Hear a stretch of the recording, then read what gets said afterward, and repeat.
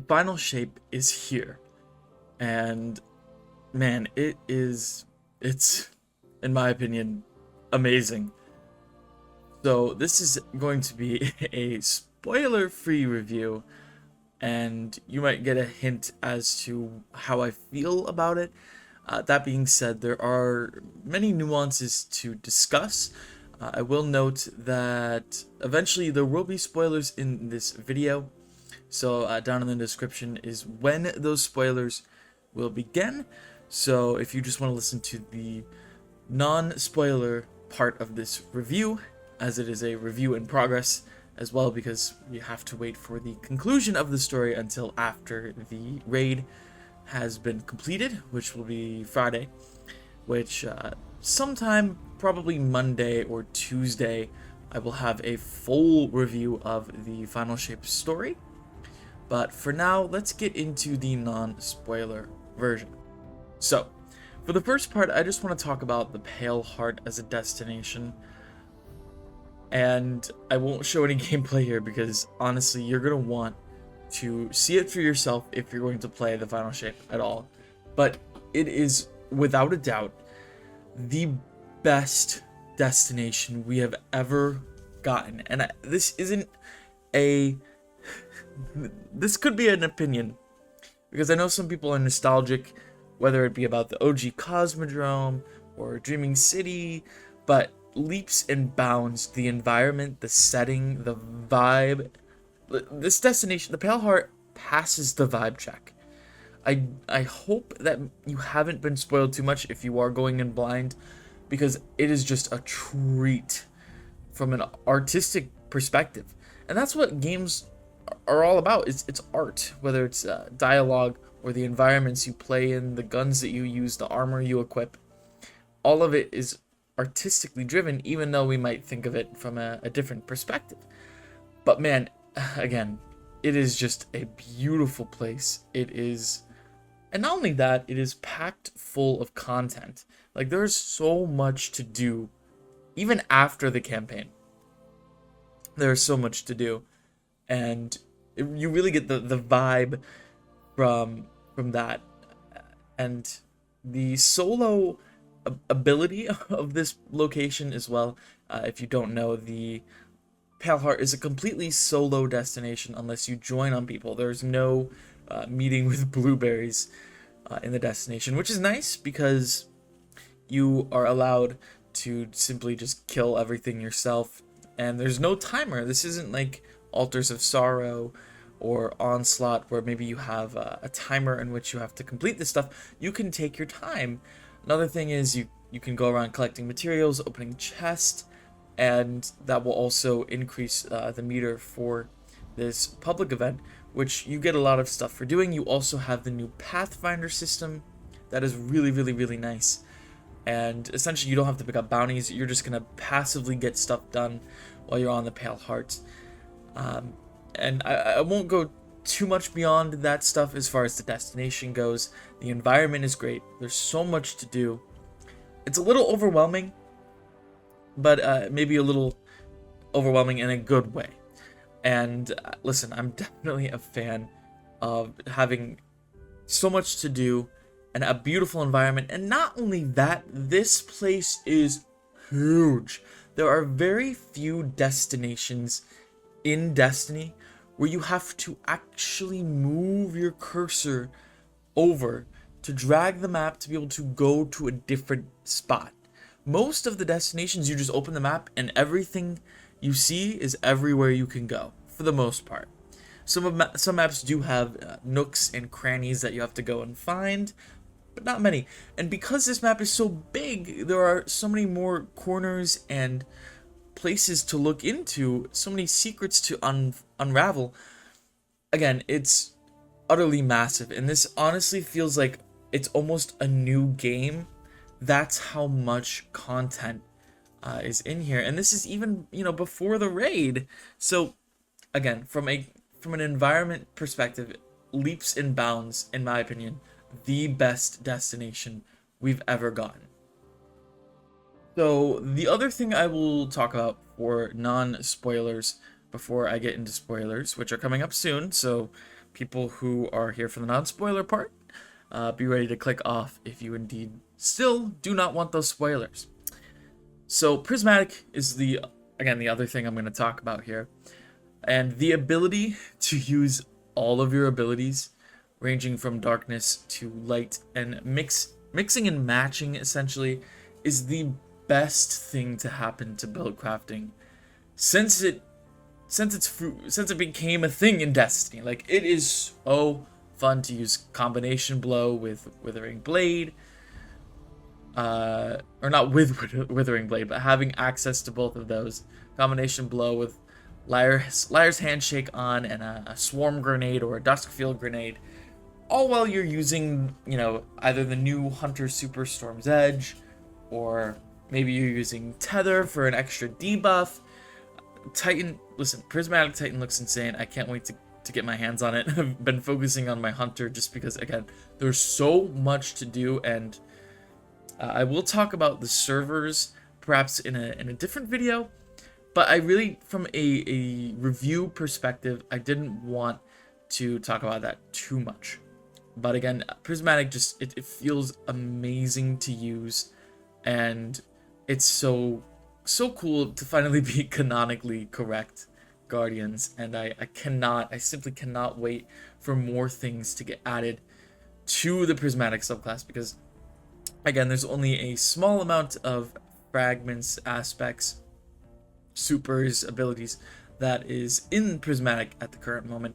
I would assume that maybe either somewhere down the line in Destiny 2 or when Destiny 3 comes out, they will fully transfer just everything into Prismatic, and make it so you can mix and match anything, or you can just equip your basic stuff anyways. Like, if you want to go all solar, you can go all solar, and so on and so forth. But if you want to, have Withering Blade on, a heavy throwing knife, and a healing grenade, you should be able to do that. And again, build crafting is insane. I am a little sad that there are some builds I can't, I simply don't have access to use with Prismatic, because say you want to use Raiden Flux.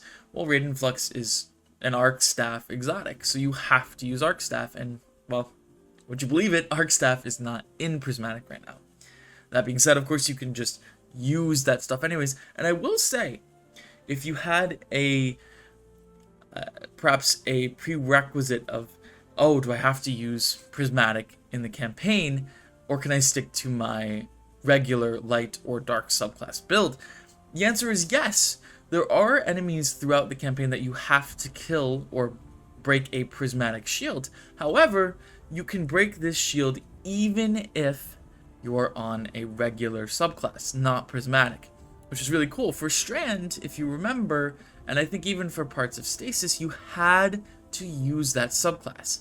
And especially with Strand, it was very gatekeepy and just annoying, because it would take away from the build you had on, especially in the Legend campaign, and annoy the living shit out of you, because it messes up your build if you're using Strand, especially if you don't have the fragments and aspects yet, which nobody did their first run through of the campaign. So it's very nice to be able to use essentially whatever you want throughout the Legend campaign. Of course, when you get access to Prismatic, it's fun, it's new, and it's actually pretty useful. But again, you're not limited to using that, and you're not forced to use that, mainly is the positive. So yeah, that will conclude the non-spoiler portion of this review. The spoiler version is just going to contain story stuff, so if you stuck around to this point, or you are jumping to this point, thank you for sticking around, or thank you for coming here. And again, people, non-spoiler stuff, make sure you leave now, or you're going to get spoiled, my guy. Alright, so let's get into the story. Yeah, this is a vast improvement from Lightfall, and really the bar was so dang low that it would take a historically bad story to just to make Lightfall look good. Like it took very little to, again, overshadow that story. And really, we finally see Zavala break down into really half the man that he's known to be. And you can kind of see this progression, because in Forsaken he loses yet another friend, and he has to deal with that grief, and we really don't see much more of that maybe until Witch Queen, where the Traveler is essentially betraying us and giving the light to one of our greatest enemies. And yeah, obviously he didn't like that, and you know, Ikora was off doing some reckless things to save the last city and the Traveler. Meanwhile, Zavala was kind of just sitting back and chilling and dealing with all this grief. And then in Witch Queen, we had Season of the Haunted, in which we found out about Safia and his son Hakim, and how tragic that was. And of course, man, this dude just could not get a break, because in the final season of Lightfall, we get Season of the Seraph, where Amanda Holiday, why did I go British there? Amanda Holiday turns into a burnt chicken nugget and gets toasted and roasted by Aramis and the Witness's forces, and Zavala loses yet another person. You can see how this has become a theme for Zavala, where he's just constantly losing friends and people around him, and along with the betrayal of the Traveler, or the perceived betrayal of the Traveler, because Savathun has been fairly helpful in stopping the Witness, even though she may have ulterior motives, at least she's helping. But, you know, further to that point, again, Zavala's faith has been tested, his grief is mounting. I mean, at some point, all of this has to build up into an outburst, and we finally see that in the final shape. And the comp that I have for Zavala in Final Shape is Osiris in Lightfall, but Zavala is a lot more like hold my beer, I'm gonna go take on the Witness by myself. Osiris is more like, you know, I fucked up, I'm gonna go make up for my mistake and be a whiny little dick about it the entire time. And you do feel a little empathy, a little compassion for Osiris. I mean, he lost his ghost, he lost his light, and he was consumed by Savathun. And it's nice towards the end of the Season of the Witch that we got to see Osiris gain this confidence back. And essentially from Seraph to Season of the Witch, that's essentially what we're doing, especially in Spire of the Watcher, is trying to build up his confidence and give Ikora a reason to trust him again. And Zavala, more so, is trying to find himself, to find purpose yet again. And Osiris was very, very similar to that. What was his purpose? His purpose was, you know, using Strand and helping our Guardian figure it out. Zavala's purpose was more so to figure out exactly what was going on within the Witness. And there's kind of this conflict happening within the Witness, where you have some of the members of the Witness, it's really hard to explain, but some of them are essentially mutineering against the main Witness's ideology. And the Witness has essentially had to kill off parts of itself in order to stay the path towards the final shape. You know, getting rid of its fear, its anger, its trepidation, in order, again, to create order, to get rid of chaos. And it's a really, really cool story from a certain perspective. And the final mission really does give you shades of Witch Queen. And is it a little bit better? Maybe? Maybe? I would have liked some more shit talking from the Witness, kind of like when you're fighting Rolk. But I assume we'll get that in the raid as well. But yeah, in the final mission, you are destroying these statues, which are essentially, again, members of the Witness, and you're essentially carving out parts of the Witness. And it's so cool. If you remember in Savathun's final mission in the Witch Queen, when we killed her, we were essentially unraveling these threads within Savathun's memory to show her that it wasn't necessarily the Traveler that caused the problems, that, you know, there was no God wave coming to the shores of Fundament. It was the Witness who contacted Sithona and essentially lied to her and got her and her sisters, Jiro and Arash, to follow her into the deep and again turn from the Krill into the Hive, and essentially, that started events that would just shape the universe and change the landscape of the universe as well. And man, it's such a cool story when you look at it from this perspective. And Final Shape really, really, really does give the Witness the weight and the gravity that I feel like we've been hoping for a long time as a villain, because Lightfall was really just like an introduction, even though he was doing the thing that would essentially end us, right? And we were just like, okay, we're just gonna let him do it. Everyone was just standing in the helm watching it happen.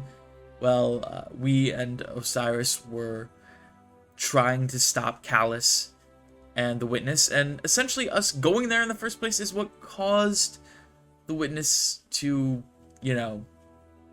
get into the Traveler in the first place. So anyways, I'm kind of going on a tangent here, but the story had so many good beats, going from Zavala and Tarj to Cade and Crow. Man, chef's kiss to the post-campaign quest, the Still Hunt quest wildcard. It is such a good quest. Operation Popscorn, 10 out of 10. Make it a strike. Something. It's just so good. Having Nathan Fillion back as Cade is just so awesome. You kind of get that levity within the story, even though, again, the weight of everything happening. I mean, it's literally the end of all things, and we're just like, haha, yeah, Popscorn. Like, it's great. It's great to have that fun factor back, the jokey stuff. Nimbus just did not work. It was a cool idea. The execution was just not it. So, I mean, yeah, I am excited for the raid. I will be streaming day one contest. Our group is a little bit more casual, so we probably will not clear, but we might get close. So if you want to come hang out on my Twitch, I will leave the link down below. Again, let me know what your thoughts on the story are so far. It really did suck that there were so many server issues day one. It was so frustrating. And, I want to be mad at Bungie. I really, really do. And I was mad at Bungie for day one. But this was arguably their biggest release in a very, very long time. And the leaks that happened, man, just like anything that can go wrong with Destiny and Bungie and Sony has gone wrong. They finally get this really nice encryption that makes it so data mining cannot happen until preload goes live. And then Sony accidentally releases the full game a few days early.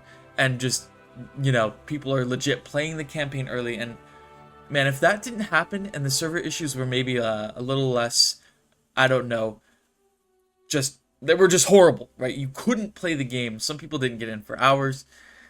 It sucked. So if neither of those things happened, I think maybe right out of the gate, the reviews you saw on Steam or the memes, the endless memes. But most people expected it. I expected it. I didn't think it would be as bad as it was. And that's why I got a little impatient. But, it still could have been worse. Like, the servers could have been completely inoperable day one. And at least day two, the server issues were 99% gone. So, yeah. Anyways, thanks again for watching. Like if you enjoyed, comment again your thoughts down below. Subscribe if you haven't already. It helps me a lot. It's free, it's easy, and I will love you long time. And I'll see you in the next one.